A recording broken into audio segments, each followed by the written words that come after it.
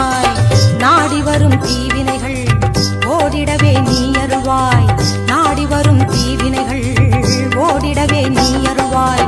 தேடி வந்த எந்தனுக்கு தேவி நீ தயை புரிவாய்.